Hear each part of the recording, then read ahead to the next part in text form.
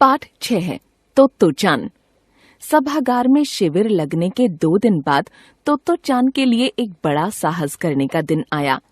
इस दिन उसे यासुकी-चान से मिलना था। इस भेद का पता न तो तोत्तो-चान के माता पिता को था, न ही यासुकी-चान को। उसने यासुकी-चान को अपने पेड़ पर चढ़ने का न्योता दिया था। तोमोए में हर एक बच्चा बाग के एक एक पेड़ को अपने खुद के चढ़ने का पेड़ मानता था। तोत्तो-चान का पेड़ मैदान के बाहरी हिस्से में कुहोनबुत्सु जाने वाली सड़क के पास था। बड़ा सा पेड़ था उस पर। चढ़ते जाओ तो पैर फिसल फिसल जाते, पर ठीक से चढ़ने पर जमीन से कोई 6 फुट की ऊंचाई पर एक द्विशाखा तक पहुंचा जा सकता था। बिल्कुल किसी झूले सी आरामदेह जगह थी यह। तोत्तो-चान अक्सर खाने की छुट्टी के समय या स्कूल के बाद ऊपर चढ़ी मिलती। वहां से वह सामने दूर तक ऊपर आकाश को या नीचे सड़क पर चलते लोगों को देखा करती थी। यासुकी-चान को पोलियो था, इसलिए वह न तो किसी पेड़ पर चढ़ पाता था और न किसी पेड़ को निजी संपत्ति मानता था। अतः तोत्तो-चान ने उसे अपने पेड़ पर आमंत्रित किया था। पर यह बात उन्होंने किसी से नहीं कही, क्योंकि अगर बड़े सुनते तो जरूर डांटते। घर से निकलते समय तोत्तो-चान ने मां से कहा कि वह यासुकी-चान के घर डेनेन-चोफु जा रही है। क्योंकि वह झूठ बोल रही थी, इसलिए उसने मां की आंखों में नहीं झांका। जैसे ही यासुकी-चान ने तोत्तो-चान को देखा, वह पैर घसीटता हुआ उसकी ओर बढ़ा। उसके हाथ अपनी चाल को स्थिर करने के लिए दोनों ओर फैले हुए थे। तोत्तो-चान उत्तेजित थी। वे दोनों आज कुछ ऐसा करने वाले थे जिसका भेद किसी को पता न था। वह उल्लास में ठिठिया कर हंसने लगी। यासुकी-चान भी हंसने लगा। तोत्तो-चान यासुकी-चान को अपने पेड़ की ओर ले गई।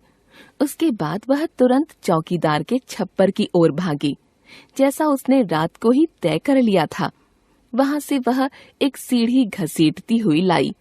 उसे तने के सहारे ऐसे लगाया जिससे वह द्विशाखा तक पहुंच जाए।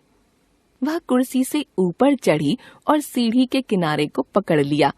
तब उसने पुकारा, ठीक है, अब ऊपर चढ़ने की कोशिश करो। यासुकी-चान के हाथ पैर इतने कमजोर थे कि वह पहली सीढ़ी पर भी बिना सहारे से चढ़ नहीं पाया। इस पर तोत्तो-चान नीचे उतर आई और यासुकी-चान को पीछे से धकियाने लगी। पर तोत्तो-चान थी छोटी और नाजुक सी, इससे अधिक सहायता क्या करती। यासुकी-चान ने अपना पैर सीढ़ी पर से हटा लिया और हताशा से सिर झुकाकर खड़ा हो गया। तोत्तो-चान को पहली बार लगा कि काम उतना आसान नहीं है जितना वह सोचे बैठी थी। अब क्या करे वह? ठहरो, एक बात सूझी है। तोत्तो-चान फिर चौकीदार के छप्पर की ओर दौड़ी और वहां रखी हर एक चीज उलट पुलट कर देखने लगी। आखिर उसे एक तिपाई सीढ़ी मिली, जिसे थामे रहना भी जरूरी नहीं था। वह तिपाई सीढ़ी को घसीट कर पेड़ तक ले आई तो अपनी शक्ति पर हैरान होने लगी। उसने देखा कि वह तिपाई सीढ़ी का ऊपरी छोर द्विशाखा तक पहुंच रहा था। देखो, अब डरना मत, उसने बड़ी बहन की सी आवाज में कहा। यह डगमगाएगी नहीं। यासुकी-चान ने घबराकर तिपाई सीढ़ी और पसीने से तरबतर तोत्तो-चान की ओर देखा। उसे भी काफी पसीना आ रहा था। उसने पेड़ की ओर देखा और तब निश्चय के साथ पांव उठाकर पहली सीढ़ी पर रखा। हुर्रे! पर उसे अचानक सारी मेहनत बेकार लगने लगी। तोत्तो-चान तो सीढ़ी पर से छलांग लगाकर द्विशाखा पर पहुंच गई, पर यासुकी-चान को सीढ़ी से पेड़ पर लाने की हर कोशिश बेकार रही। यासुकी-चान सीढ़ी थामे तोत्तो-चान की ओर ताकने लगा। तोत्तो-चान की रुलाई छूटने को हुई। उसने चाहा था कि यासुकी-चान को अपने पेड़ पर आमंत्रित कर तमाम नई नई चीजें दिखाए, पर वह रोई नहीं। उसे डर था कि उसके रोने पर यासुकी-चान भी रो पड़ेगा। उसने यासुकी-चान का पोलियो से पिचकी और अकड़ी उंगलियों वाला हाथ अपने हाथ में थाम लिया। उसके खुद के हाथ से वह बहुत बड़ा था। उंगलियां भी लंबी थीं। देर तक तोत्तो-चान उसका हाथ थामे रही, तब बोली, तुम लेट जाओ, मैं तुम्हें पेड़ पर खींचने की कोशिश करती हूँ।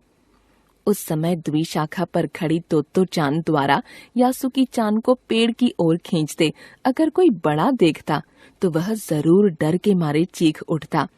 उसे भी सच में जोखिम उठाते ही दिखाई देते। पर यासुकी चान को तोत्तो चान पर पूरा भरोसा था और वह खुद भी यासुकी चान के लिए भारी खतरा उठा रही थी।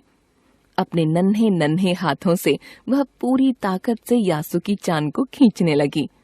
बादल का एक बड़ा टुकड़ा बीच बीच में छाया करके उन्हें कड़कती धूप से बचा रहा था। काफी मेहनत के बाद दोनों पेड़ की द्विशाखा पर थे।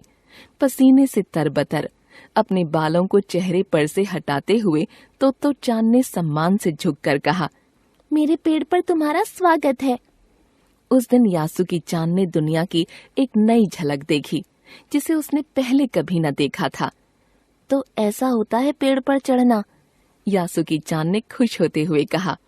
वे बड़ी देर तक पेड़ पर बैठे बैठे इधर उधर की गप्पें लड़ाते रहे। पेड़ मानो गीत गा रहे थे और दोनों बेहद खुश थे।